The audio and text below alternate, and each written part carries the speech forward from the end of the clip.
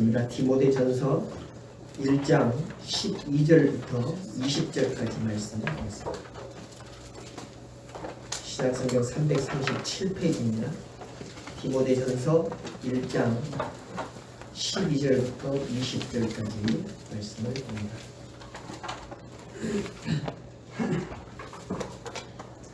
자신을 알고 공독합니다.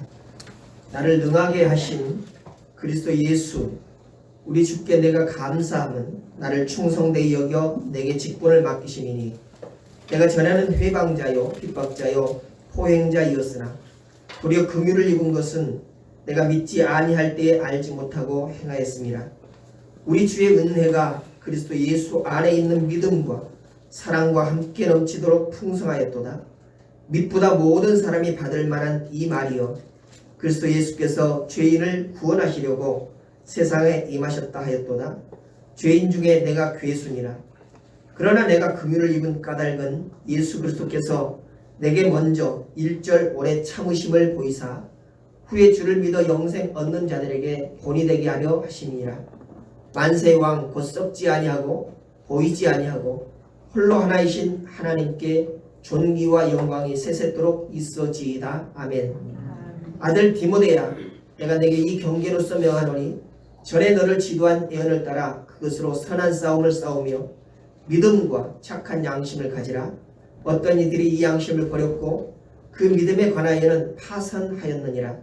그 가운데 후메네오와 알렉산더가 있으니 내가 사단에게 내어준 것은 저희로 징계를 받아 회방하지 말게 하여 함이니라. 아멘. 아멘.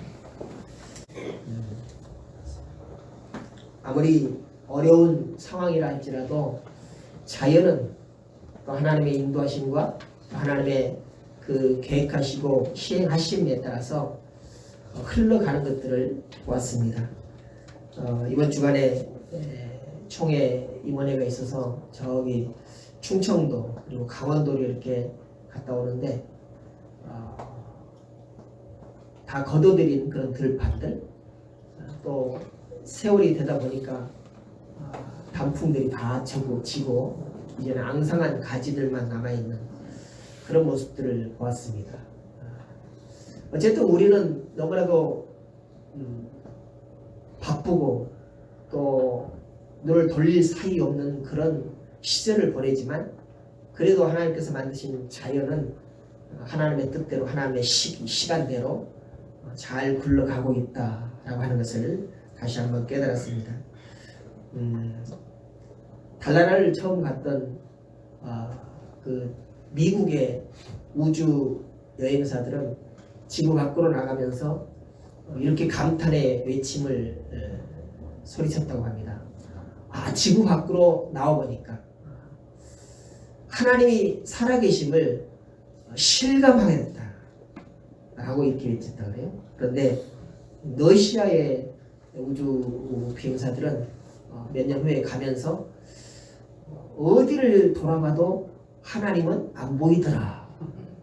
똑같은 우주인데 그들 마음 가운데 누구를 모시고 있느냐 또 어떤 시각으로 바라보느냐에 따라서 살아계시는 하나님을 경험하기도 하고 살아계신 하나님을 보지 못하는 경우도 있다라고 하십니다. 그래서 우리 시선을 우리가 살아가는데 각박한 그런 시선으로만 세상을 바라보지 말고 늘 하나님의 시선으로 하나님의 마음을 품고 자연을 돌아보고 그렇다면 어려운 상황 속에서라도 늘 감사할 수 있는 그런 삶을 살아갈 수가 있을 것입니다.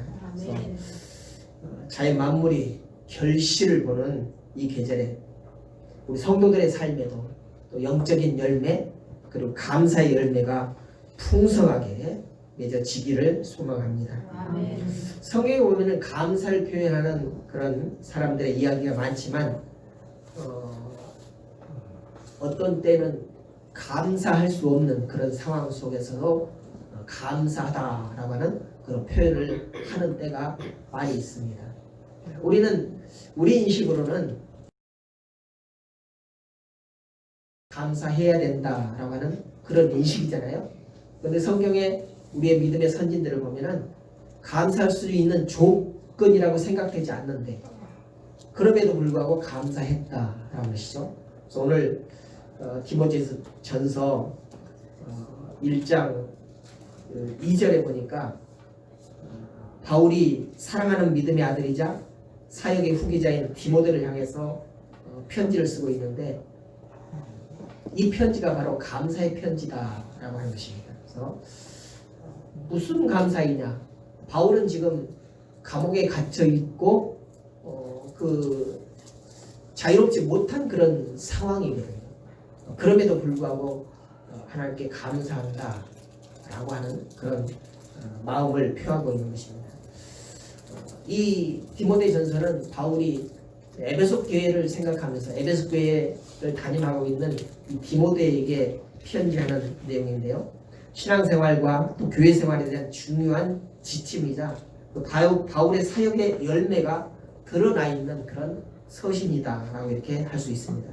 그래서 바울은 본문에서 자신의 삶과 또 그동안 해왔던 그 사역을 돌아보면서 진실된 마음으로 하나님께 감사의 고백을 드리고 있는 것입니다. 그래서 그는 믿음의 아들인 이 디모데에게 말씀을 따라서 선한 싸움을 싸우라라고 이렇게 권면을 하고 있죠. 오늘 바울은 먼저 2절에 보니까 나를 능하게 하신 그리스도 예수께 이렇게 말씀하고 있죠. 나를 능하게 하신 주께 내가 감사함은, 우리가 봤을 때는 도무지 능력 있는 또 그 행복한 그런 삶을 살았다고 보여지지 않아요. 인간적인 그런 모습으로, 그런 시각으로 봤을 때 바울은 계속적으로 고난을 받았고 또 감옥에 어거가 되었고 도무지 행복한 그런 삶을 살았다라고 이렇게 평가할 수가 없는 그런 고난의 시절을 살아왔거든요. 그런데 그런 시절을 살았던 이 바울이 그리스도께서 내게 능하게 하셨다라고 하면서 감사를 드리고 있다는 것입니다. 그래서 오늘 추수감사주일 아침에 우리 모든 성도들이 이런 사도 바울의 고백을 바라보면서 우리도 어떤 감사를 드려야 할 것인지, 이 감사의 생활에 대해서 더 깊이 있는 은혜를 나누고자 합니다. 먼저 그가 감사의 그 기도를 드렸던, 또 감사의 표현을 했던 그 조건이 무엇인가, 감사의 조건이 무엇인가 봤더니 오늘 우리는 깊이 생각하지 않냐고 그냥 입술로는 늘 이것에 대한 감사를 하고 있지만, 그러나 몸으로 또 정말로 영으로 그런 감격의 감사의 내용을 하나님 앞에 표현하고 있는지에서 돌아봐야 할 것입니다. 무엇인가 보니까 구원에 대한 감사라는 거죠. 오늘 바울이 고백하는 이 구원받은 은혜에 대해서 살펴보기를 원합니다. 바울은 디모데에게 이렇게 고백합니다. 15절을 보십시오. 윗보다 모든 사람이 받을 만한 이 말이요, 그리스도 예수께서 죄인을 구원하시려고 세상에 임하셨다 하였도다. 죄인 중에 내가 예수니라. 그러니까 모든 사람이 받을 만한 이 말이요 그렇습니다. 모든 사람이 받을 만한 이 말이요. 이것은 곧 복음을 얘기하는 것입니다. 여러분, 복음이 무엇입니까? 죽음으로 내달리던 우리를 구원해 내신 것, 이것이 바로 복음 아닙니까? 그래서 새로운 생명을 얻게 하신 것, 이것이 복음이거든요. 그런데 오늘 이 바울도 우리와 마찬가지로 이 구원에 대해서 가장 먼저 감사를 표현하고 있다는 것이죠. 그리스도 예수께서 죄인된 우리를 구원하시려고 이 땅에 오신 것을 생각하면은 너무 감격하지 않을 수 없다는 것입니다. 간혹 연초든지 아니면 어떤 시기에 대통령이 전국을 이렇게 순회를 하잖아요. 특별히 많이 가는 곳이 어디예요? 선거 때는 시장, 또 연말에는 어디요? 복지관, 이런 데를 많이 가요. 그렇죠? 그런데 이 대통령이 간 그 자리는 나중에 보면 꼭 흔적이 남아 있어요. 어떻게 흔적이 남아 있어요? 현수막이 걸려 있든지 아니면 대통령과 함께 찍은 사진을 벽에다가 큼지막하게 걸어 놓든지. 왜 그런 일을 행합니까? 영광스럽다. 다시 말해서 감격이라는 거죠. 감격이다. 감히 우리 동네에, 감히 우리 공동체에 대통령이 오셨다. 이걸 기념하기 위해서 현수막을 걸든지 사진을 찍어서 벽에 게시하든지 이런 일을 한다는 거죠. 그런데 천상에 계시는 예수님께서, 하나님께서 우리를 구원하시려고 이 땅에 내려오신 것, 이거는 한 나라의 대통령이 어느 마을에 갔다거나 어느 공동체에 갔다거나 이것보다 비교할 수 없는 그런 내용이거든요. 그래서 오늘 사도 바울은 그 구원을 위하여서, 인생들의 구원을 위하여서 굳이 내려오시지 않으셔도 될 그 하나님께서 이 땅에 오신 것에 대해서 온몸으로 감격하면서 구원의 감격을, 그리고 그에 대한 감사의 표현을 하고 있는 것입니다. 13절 14절을 보니까 내가 전에는 해방자요 핍박자요 포행자였으나 도리어 긍휼을 입은 것은 내가 믿지 아니할 때에 알지 못하고 행하였습니다. 우리 주의 은혜가 그리스도 예수 안에 있는 믿음과 사랑과 함께 넘치도록 풍성하였도다. 이렇게 말씀하셨습니다. 보십시오. 사도 바울이 그 구원의 감격을 생각할 때에 무엇을 떠올리냐니까 예수 만나기 전에 자기의 상황이 어떠했는가, 예수를 만나기 이전에 자기의 형편이 어떠했는가를 다시 한번 고백하고 있습니다. 여러분은 과거가 여러분의 과거가 아름답지 못했다면 그것을 막 사람들에게 광고하고 싶어요? 아니면 감추고 싶어요? 광고하고 싶어요? 감추고 싶잖아요.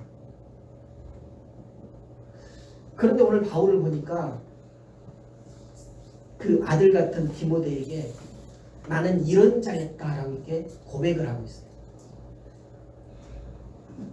아버지 되신 여러분들, 자녀들에게 과거에 내가 청년 때 잘못된 그런 행실을 했다면 그것을 아들에게 솔직하게 고백해요? 안 하잖아요. 어머니들 처녀 때 신나게 놀았던 것 딸들에게 얘기합니까? 안 하잖아요. 지고지순하고 아주 순진한 그런 삶이야 살았다라고 이렇게 얘기하죠. 근데 오늘 바울은 자기가 폭행자였고 핍박자였고 비방자였다라고 이렇게 고백을 하고 있어요. 왜 고백합니까? 그렇게 못되게 살았는데도 불구하고 하나님께서는 구원해 주셨다는 거예요.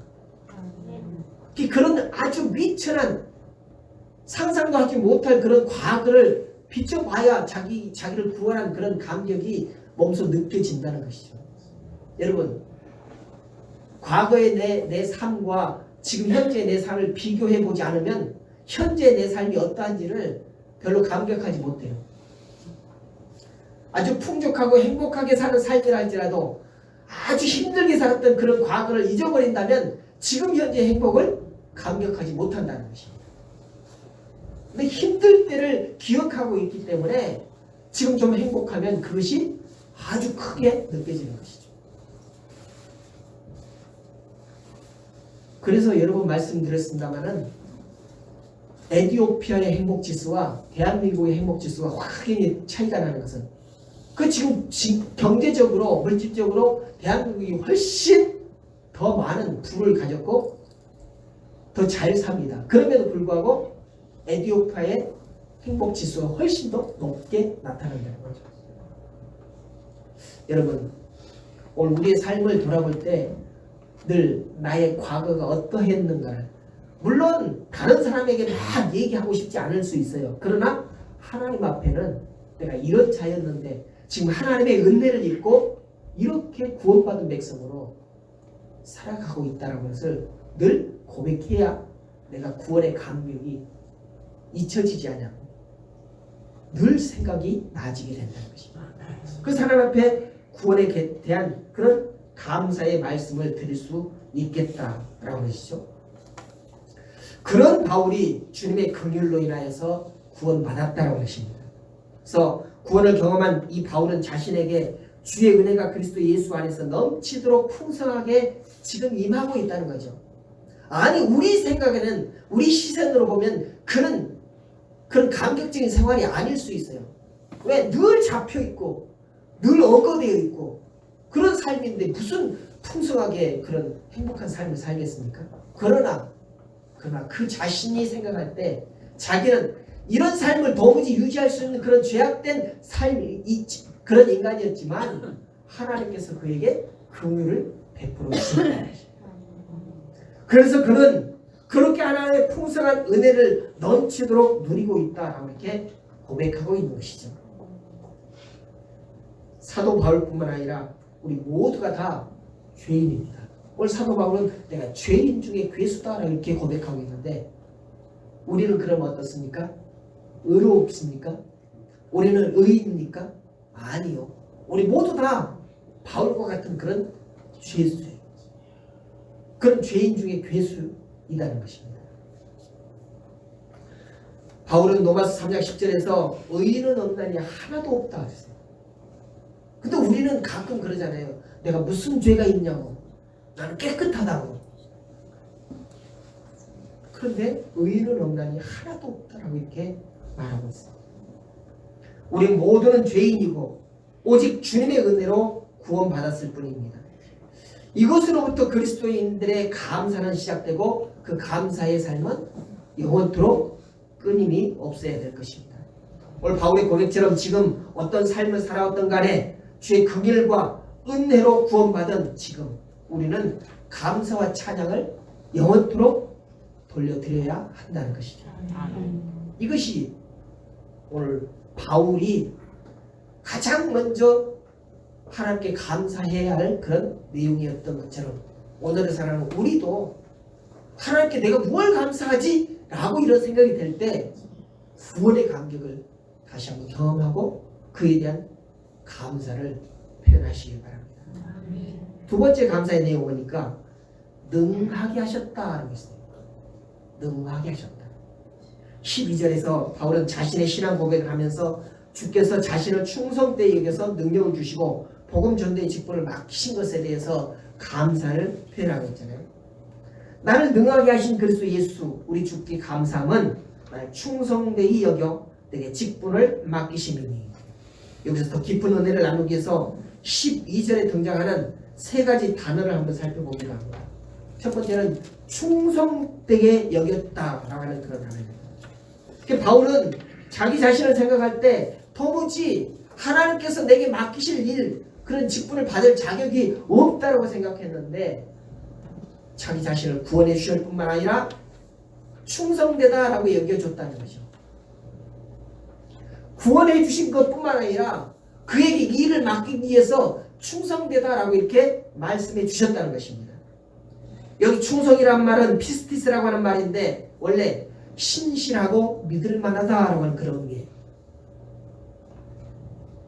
충성된다라고 하는 것이 우리는 보통 군대에서 충성하니까 마치 국가에 대해서만 윗사람에 대해서 이렇게 온몸을 바쳐서 말을 잘 듣는 이것으로 얘기하잖아요. 그런데 그것이 아니라 원래 의미는 신실하고 믿을만하다. 신뢰는 없다는 거죠. 그러니까 하나님 보시기에 구원받은 백성 바울을 보니까 믿을만하고 신실해서 그에게 일을 맡기시겠다라고 하는 그런 마음을 품으셨다는 거죠. 이것을 바울이 깨달았다는 거예요. 자기 자신 그 옛날 모습을 생각해보면 내가 무슨 하나님의 일을 감당할 것인가, 하나님께서 내게 뭘 맡겨서 일을 맡기실 것인가 라고 이렇게 표현할 수 있지만 그럼에도 불구하고 하나님께서는 그 바울을 신실하고 믿을만하다라고 이렇게 여겨주셨다는 것입니다. 아니 바울이 뭘 해서가 아니라 하나님께서 그렇게 여겨주셨다는 거예요. 이것에 대해서 바울은 감사하다라고 이렇게 표현하고 있는 것입니다. 그래서 그런 신실하고 믿을만하게 여겨서 바울에게 직분을 맡기셨는데 이 직분이라고 하는 것은 하나님께서 자신을 섬길 수 있도록 우리에게 맡기신 것을 바로 직분이라는 것입니다. 여러분 우리 모두가 대부분 직분을 가지고 있잖아요. 이 직분이 명예가 아닙니다. 이걸 가지고 군림하려고 해서는 안 된다는 것입니다. 하나님께서 일을 맡기시기 위해서 직분을 주셨는데 그 본래의 목적은 하나도 행하지 않냐고 그냥 내가 장로니까 내 권사니까, 안수 집사니까 이런 것에 대해서 몰두가 돼가지고 막 높아지려고 하는 그런 모습을 보여서는 안 된다는 것이죠.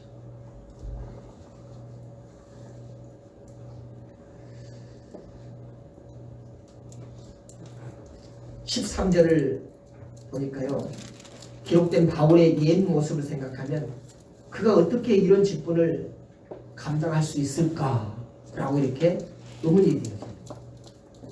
13절을 한번 보십시오. 다 같이 한번 읽어볼까요? 내가 전에는 회방자요, 핍박자요, 포행자였으나 도리어 긍휼을 입은 것은 내가 믿지 아니할 때 알지 못하고 행하였습니다. 우리가 알고 있듯이 사도 바울은 초대교회 때 예수 믿는 자들을 잡아 가두고 죽이고, 심지어는 스데반 집사가 죽임을 당한 그 자리에 있으면서 많은 사람들을 막 동원을 하고 이렇게 독려를 하고 그를 죽이는 것이 마땅하다라고 이렇게 외쳤던 사람이지 않습니까? 그런데 그런 그 바울을 오늘 하나님께서 충성되다 여기고 그에게 직분을 맡기셨다는 거죠. 얼마나 감격적인 얘기죠. 여러분, 바울만 감격적인 것이 아니라 오늘 우리 직분 받은 모든 자들이 다 이런 감격이 있어야 돼요. 내가 무슨 능이 있어서 하나님께서 내게 일을 맡기시려고 이런 직분을 주셨는가라고 하는 그런 감격이 내게도 있어야 된다는 것이죠. 이럴 때 우리는 하나님께 진실된 감사를 올려드릴 수가 있는 것이죠. 하나님께서 신실하심으로 바울을 충성되다 여긴 것처럼 오늘 우리도 충성되다고 여기시면서 믿어주시는 하나님이심을 우리는 깨달아야 할 것이다. 하나님께서 나를 과연 아실까? 하나님은 우리의 머리털까지도 세신 바 된다고 했어요. 우리가 어디에 숨어 있을지라도, 우리가 어디에 있을지라도 하나님께서 우리의 모든 것들을 다 보고 계신다는 것입니다. 알고 계신다는 것입니다. 그래서 우리가 하나님께서는 내가 행하는 일들을 모르실 거야, 보지 않으실 거야 라고 그런 마음을 품지 않으시기를 바랍니다. 하나님께서는 성경을 통해서 보면은 3번이나 예수를 모른다라고 이렇게 부인했던 베드로를 믿어주셨고, 그리고 내 양을 치라 라고 이렇게 직분을 맡겨주셨습니다. 또 여호와의 넉넉하오니 지금 내 생명을 거두시옵소서 라고 그렇게 자기 형편을 아주 비천하게 여기고 차라리 죽었으면, 아니 죽여주셨으면 좋겠다라고 했던 그 엘리야, 그를 다시금 세우셔서 더 큰 일을 맡기셨던 것을 우리가 보게 됩니다. 또한 이스라엘 백성을 구원하기 위해서 애굽으로 이제 가라 명령하시는 그 하나님의 명령을 받고도 나는 못해요, 나는 할 수 없어요 이렇게 반응을 했던 모세를 세우셔서 그에게 믿어주셨던 하나님. 보잘것없고 부족한 우리지만 그래도 주님께서는 오늘 우리를 귀하게 여기는 말씀인 것입니다. 여러분, 우리 자신을 한번 돌아보십시오. 내가 뭐 충성되이 여김을 받기에 합당한 그런 자이겠습니까? 그런데 하나님께서 우리를 충성되이 여겨주신다는 것이죠. 그래서 우리를 쓰시고 싶어 하신다는 것입니다. 주님께서는 부족한 우리를 충성되이 여겨서 직분을 주셨습니다. 이것에 대해서 우리는 감사하고 찬양을 올려드려야 할 것이다. 또 직분이라고 하는 단어가 나옵니다. 바울은 예수님을 박해하던 자기에게 사도라고 하는 직분을 맡기신 것에 대해서 감사하고 있습니다. 물론 바울이 맡은 직분은 하나님을 섬기는 일이지만 넓은 의미에서 보면 우리에게 맡기신 모든 일들을 다 대표하는 그런 지칭이다 라고 할 수 있습니다. 바울이 사도라고 하는 그 직분을 맡았다라고 하는 것에 감사를 하는데, 그럼 우리는 사도가 아니니까 감사할 내용이 없느냐? 아니요. 우리가 하나님을 위해서 일하는 이런 모든 것들이 다 바울이 맡았던 그 사도와 같은 직분이라는 거죠. 그럼 우리도 이런 것에 대해 내가 맡은 일에 대해서 감사할 수 있어야 된다는 것입니다. 교회에서 주어진 그런 직분뿐 아니라 세상에 살아가면서 맡은 일들에 대해서도 우리는 감사할 수 있어야 된다는 것입니다. 일, 짭이라고 하는 것은 직장에서나 또는 생계를 위해서 하는 일들이지만, 그리고 보수를 받고 하는 일이지만, 직업이라고 하는 것은 바로 하나님께서 주신 것입니다. 직업을 통해서 일을 하게 되잖아요. 우리에게 직업을 주신 것도 하나님께서는 그 직업을 통해서 나를 사용하시기 위해서 주셨다는 것입니다. 다시 말해서 평생을 바쳐서 우리가 이루어야 할 사명이 그것이라는 거죠. 골로새서 3장 22절 23절에 보니까 종들아 모든 일에 육신의 상전들에게 순종하되 사람을 기쁘게 하는 자와 같이 눈 가림만 하지 말고 오직 주를 두려워하여 성실한 마음으로 하라. 무슨 일을 하든지 마음을 다하여 주께 하듯 하고 사람에게 하듯 하지 말라. 우리가 직업을 가진 것, 그것에 대해서 주님께서 우리에게 직업을 주셨다라고 그런 인식을 가지고 이 직업을 행하는 데 있어서 그냥 사람에게 하듯이 눈가림으로 하지 말고 하나님께 하듯이 진실함으로 성실함으로 그 일을 준행하라라고 하는 그런 말씀이십니다. 그래서 하나님께서 맡기신 일들 억지로 하지 아니하고 사명감을 가지고 충성을 다하는 것이 신앙인에게 합당한 그런 자세인 것입니다. 주님께서는 부족한 우리를 오늘도 충성되게 여겨서 믿어주시고 일할 힘과 지혜를 주시고 감당할 수 있는 능력도 주신 것입니다. 이것에 대해서 우리는 감사하고 찬양을 해야 된다는 거죠. 또 보니까 능하게 하셨다라고 이렇게 말씀합니다. 능하게 하심, 엔디나모라고 하는 헬라어인데 이것은 강하게 하다, 힘 세게 하다라고 하는 그런 의미예요. 하나님께서 우리에게 일을 맡기실 때에 감당할 수 있는 능력을 주시고 맡긴다는 거예요. 여러분 직분을 맡길 때 나는 그거 할 수 없어요 라고 많이들 하시죠? 이제 직분을 맡길 마지막 달이 다가오고 있습니다. 이럴 때 뭔가 직분이 맡겨지면 나 그거 감당할 수 없어요 라고 한다는 것은 하나님께서 우리에게 주신 능력을 거부하거나 아니 무시한다는 얘기죠. 맡긴 직분에 대해서는 나는 할 수 없지만 하나님께서 내게 능을 주심으로 능하게 하심으로 나는 그것을 능히 할 수 있습니다라고 하는 그런 자세로 맡아야 한다는 거죠. 말로만 그래서는 안 된다는 거예요. 내게 능력 주셨는데 그 능을 사용하지 않으면 안 되잖아요. 능하게 하신 것을 사용하지 않고 말로만 하겠습니다라고 하는 것도 안 된다는 것입니다. 감사함으로 받고 힘 닿는 데까지 열심히 하면 되는 거예요. 아주 잘하는 사람이 있을 것이며 아주 못하는 사람이 있을 것입니다. 그러나 그 차이는 하나님 편에서 봤을 때 아무것도 아니에요. 다만 그것을 충성되이 감당하느냐 그것만 하나님께서는 바라보신다는 거죠. 우스갯소리로 왜 하나님께서 위에 계실까? 우리와 함께 그냥 평범하게 동질선상에 안 계시고 왜 위에 계실까라고 하는 그런 질문을 어떤 사람이 했어요. 그때 어떤 목사님이 대답하기를 만약에 옆에서 사람을 본다면 하나님이라도 편애할 것이다. 왜 우리 아파트를 보십시오. 고층 아파트가 있는가 하면 옛날에 지어진 아파트는 5층 아파트 5층 아파트하고 고층 아파트하고 비교가 되잖아요. 근데 왜 위에서 보면 별로 비교가 안 돼.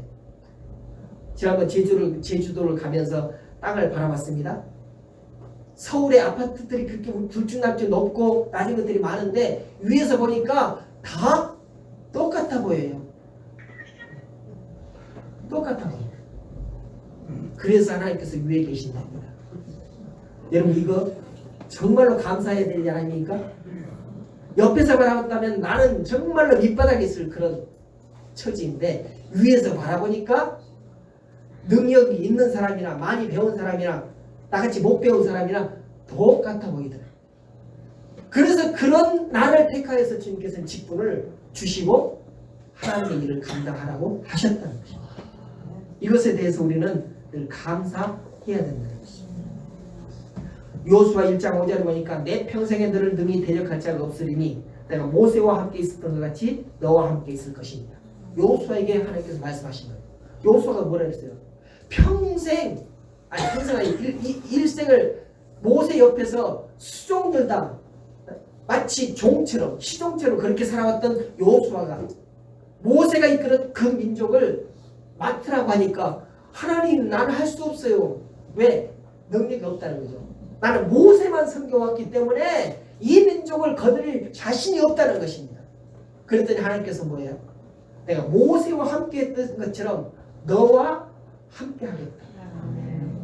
여러분, 여러분에게 직분이 맡겨지면 여러분 스스로의 능력으로 하라고 하신 것이 아니라 하나님께서 함께 하시고 하나님께서 함께 하시면서 그 직분을 감당하도록 하신다는 거예요. 그럼에도 불구하고 나는 못해요 한다는 건 뭐예요? 하나님의 능력을 무시한다는 거죠.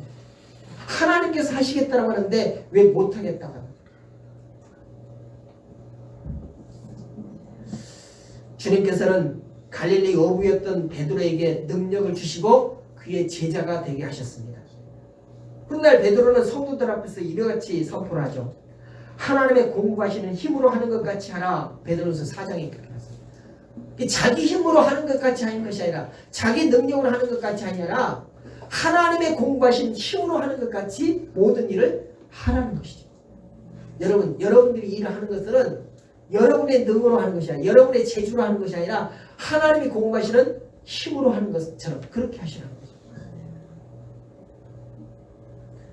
만약에 그렇게 한다면 내가 무슨 일을 해놓고 내 의를 드러낼 수가 없는 거죠.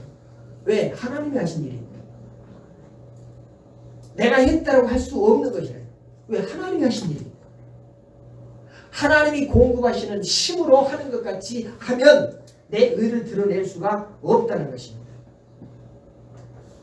여기 보니까 공급이라고 하는 이 단어는 아낌없이 줄 때를 공급한다라고 이렇게 헬라어로 표현을 했어요.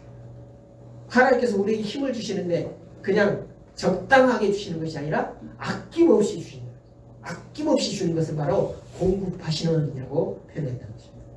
오늘 베드로의 고백처럼 우리에게 능력을 주시는 하나님을 찬양하고 감사하지 않을 수가 없습니다. 이와 같이 우리를 능하게 하신 하나님께 감사를 드려야 한다는 것이죠. 세 번째는 어떤 감사입니다. 18절 19절에 보니까 선한 싸움을 싸우며 믿음과 착한 양심을 가지라 이렇게 말씀합니다. 그렇게 당부하면서 양심을 버리고 바울을 괴롭게 한 후메네오 그리고 알렉산더에서 언급을 하고 있죠. 20절에 이 알렉산더는 구리 세공업자라고 우리는 잘 알고 있습니다. 그래서 그가 원래 본래는 신실한 자였지만 그 후에는 신앙과 양심을 버리고 믿음에 있어서 파선을 했다라고 이렇게 디모데전서 1장 19절에 말씀하고 있습니다. 그래서 바울은 끝까지 그 믿음을 지켜낸 자신에 대해서 고백을 하고 있습니다. 디모데후서 4장 7절에 보니까 나는 선한 싸움을 싸우고 난리에 달려갈 길을 마치고 믿음을 지켰으니 그리고 8절에 보니까 이제 후로는 나를 위하여 의의 멸관이 예비되었고 또 주의 나심을 삼하는 모든 자에게도 이렇게 말씀하고 있어요. 뭡니까?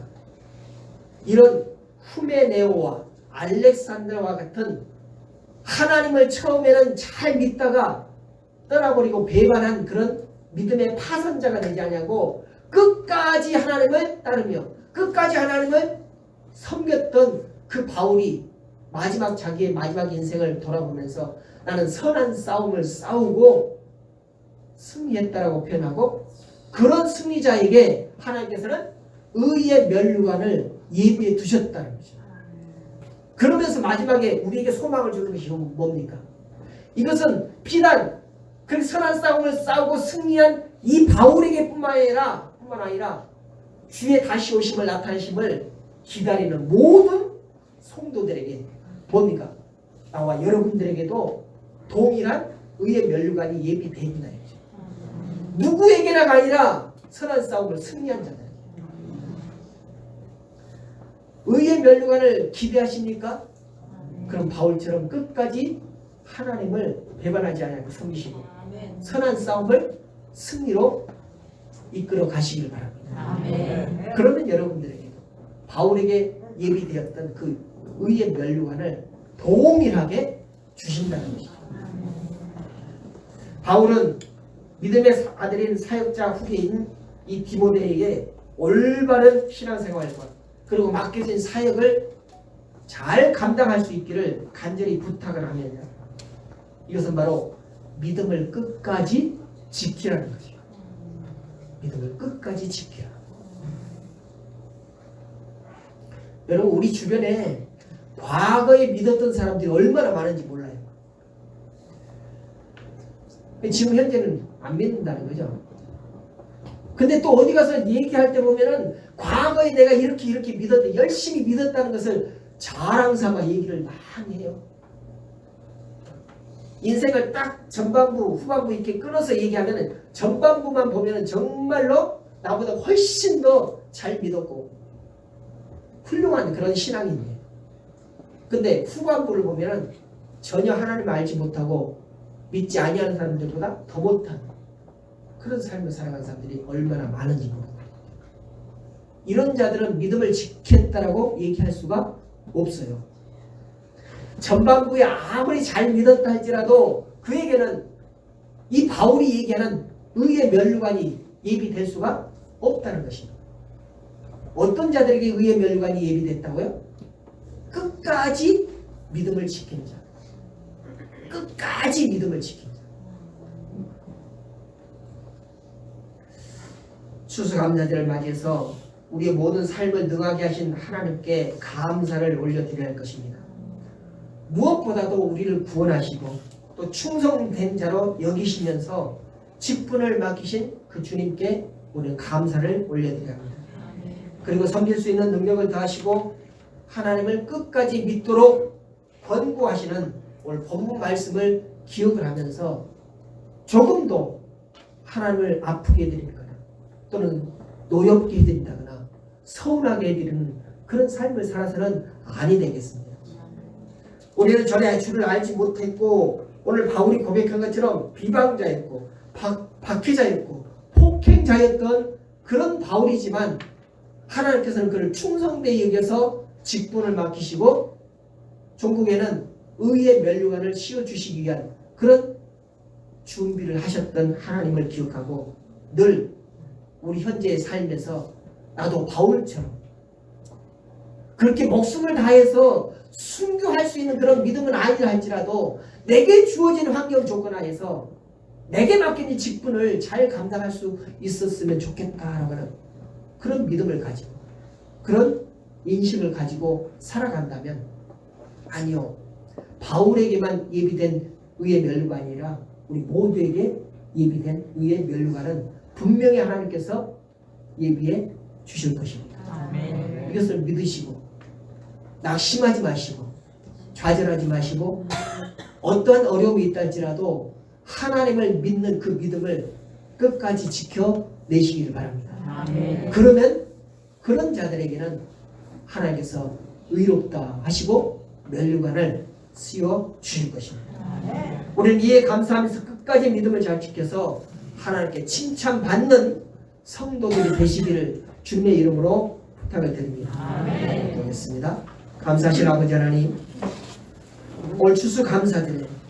하나님께서 우리에게 행하신 일들을 기억하며 우리 자신으로서는 하나님 앞에 나갈 수도 없고 하나님의 구원의 사역을 감당할 수도 없는 그런 나약하고 부도덕하고 악한 행실을 가진 자들이었지만 그럼에도 불구하고 오늘 바울을 부르셔서 그를 충성되게 여기시고 직분을 맡기셨던 것처럼 오늘을 살아가는 우리에게도 동일한 은혜를 베풀어 주신 것을 감사를 드립니다. 바울은 그 은혜를 기억하면서 정말로 하나님 앞에 충성되이 직분을 잘 감당했음을 우리는 말씀을 통해서 깨닫습니다. 그렇다면 우리는 어떠한가를 우리 자신들을 돌아보게 하여 주시옵시고 우리에게 맡겨진 작은 직분이랄지라도 소소한 사명이랄지라도 잘 감당하여서 오늘 바울이 말한 것처럼 의의 면류관을 예비함을 받을 수 있는 저들 될 수 있도록 인도해 주시옵소서. 그 사람 앞에 섰을 때에 정말 하나님께서 우리 주시는 아름다운 열매 맺음과 같이 우리도 믿음의 열매를 하나님 앞에 내어 넣을 수 있도록 인도해 주옵소서. 감사드리며 예수님의 이름으로 기도드렸습니다. 아멘.